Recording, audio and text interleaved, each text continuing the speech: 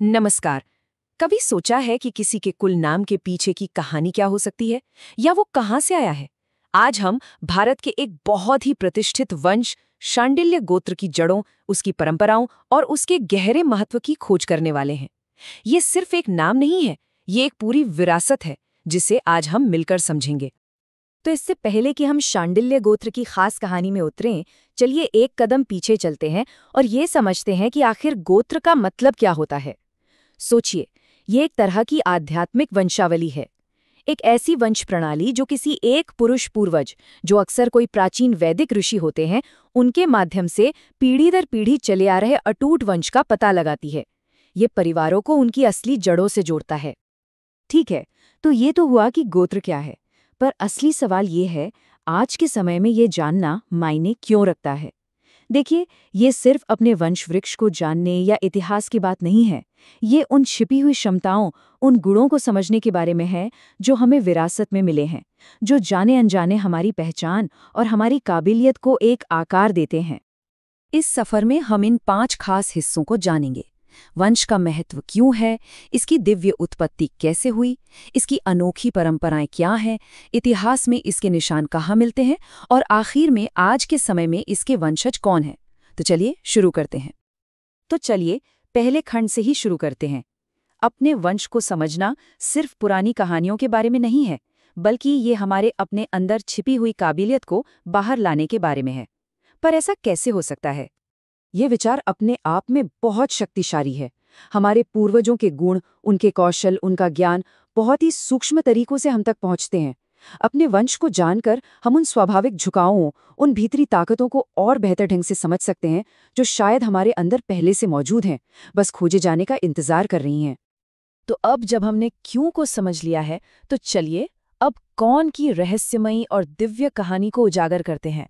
शांडिल्य गोत्र की कहानी किसी आम शुरुआत से नहीं, बल्कि एक दिव्य उत्पत्ति से शुरू होती है, जो सीधे ब्रह्मांड के निर्माता तक जाती है। इस अविश्वसनीय वंश का पता सृष्टि के रचयिता ब्रह्मा जी से लगाया जा सकता है। उनके पुत्र हुए ऋषि मरीचि, और फिर मरीचि के पुत्र महान ऋषि कश्यप। लेकिन कहानी यहीं खत्म नहीं होती। माना जाता है कि ऋषि कश्यप ने एक पवित्र यज्ञ किया था, और उसी यज्ञ की पवित्र अग्नि से ऋषि शांडिल्य का जन्म हुआ। ये एक बहुत ही शक्तिशाली दिव्य संबंध है जो इस वंश की नींव रखता है। शांडिल्य नाम का भी अपने आप में गहरा मतलब है। इसकी जड़ शांत शब्द में है, जिसका अर्थ ही है शांति और स्थिरता। ये कितना दिलचस्प है कि अग्नि जैसे प्रचंड तत्व से पैदा होने के बावजूद उनका स्वभाव एकदम शांत था, जो उनके गहरे आध्यात्मिक संतुलन को दिखाता है। और यही गुण इस वंश का एक खास पहलू माना जाता है। हर गोत्र की अपनी कुछ अनोखी परंपराएं और ज्ञान की धाराएं होती हैं, जो उसे दूसरों से अलग बनाती हैं। तो अब आइए देखते हैं कि शांडिल्य वंश को क्या खास बनाता है।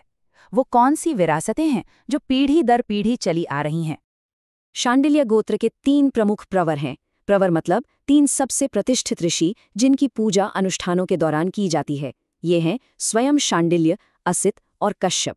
ये एक तरह से वंश के आध्यात्मिक स्तंभों को सम्मान देना है, उन महान पूर्वजों को याद करना है जिन्होंने इस वंश की नींव रखी थी। इस वंश में ज्ञान को आगे बढ़ाने की एक बहुत ही व्यवस्थित और सुंदर परंपरा है। सामवेद, जो संगीत और मंत्रों का वेद है, वो पारंपरिक रूप से परिवार के सबसे बड़े बेटे को दिया जाता है। वहीं गंधर्व वेद, जो संगीत और कलाओं का उपवेद है, उसे सबसे छोटे बेटे को सौंपा जाता है। ये विरासत को सहेजने का और ये सुनिश्चित करने का एक अनोखा तरीका है कि हर तरह का ज्ञान जीवित रहे और फलता फूलता रहे।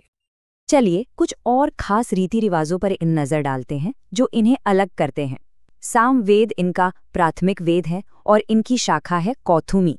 एक दिलचस्प परंपरा ये है कि ये पहले अपना बायां पैर धोते हैं, जिसका अपना एक प्रतीकात्मक महत्व हो सकता है। इसके अलावा ये भी कहा जाता है कि इस वंश के लोगों का आयुर्वेद की तरफ एक प्राकृतिक झुकाव होता है, जो शायद सेहत और कल्याण पर इनके ध्यान को दिखाता है। शांडिल्य गोत्र सिर्फ प्राचीन ग्रंथों या पौराणिक कहानियों तक ही सीमित नहीं है।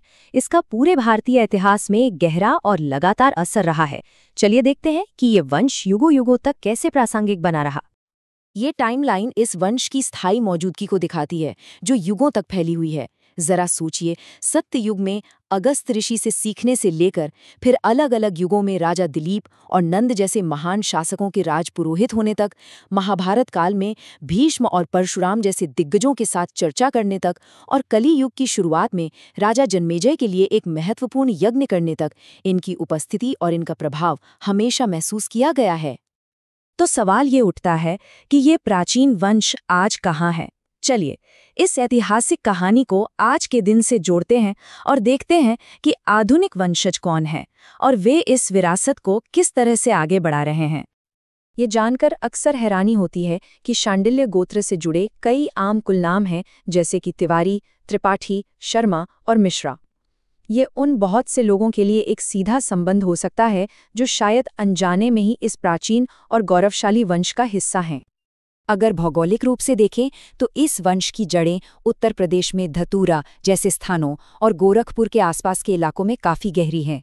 माना जाता है कि यहीं से सरयू परीण ब्राह्मणों की शाखाएं फैली और वो इस समृद्ध विरासत को अपने साथ भारत के दूसरे हिस्सों और दुनिया भर में ले गए। और अब एक शानदार कहानी जो हमें एक ऐसा सबक सिखाती है जो आज भी उतना ही सच है। ऋषि शांडिल्य ने एक बार कहा था कि बैलगाड़ी का दान सबसे बड़ा दान है। सुनने में थोड़ा अजीब लग सकता है ना? लेकिन जरा सोचिए, उस समय खेती और परिवहन के लिए ये सबसे जरूरी संपत्ति थी। ये इस बात का एक बेहतरीन उदाहरण है कि मूल्य और जरूरतें समय और समाज के साथ कैसे बदल जाती हैं। और यही तो इस पूरे सफर का निचोड़ है। अपने पूर्वजों की उपलब्धियों और उनके ज्ञान के बारे में सीखना सिर्फ ऐतिहासिक तथ्य याद रखना नहीं है, ये उनसे प्रेरणा लेने के बारे में है। ये समझने के बारे में है कि हम एक महान विरासत का हिस्सा हैं और फिर उस प्रेरणा का इस्तेमाल अपने जीवन में कुछ सार्थक, कुछ बड़ा हासिल करने के लिए करना है। तो हम इस खोज को इस आखिरी विचार के साथ समाप्त करते हैं। ये जानना कि हम कहाँ से आए हैं, ये हमारे व्यक्तिगत विकास को कैसे बढ़ावा दे सकता है।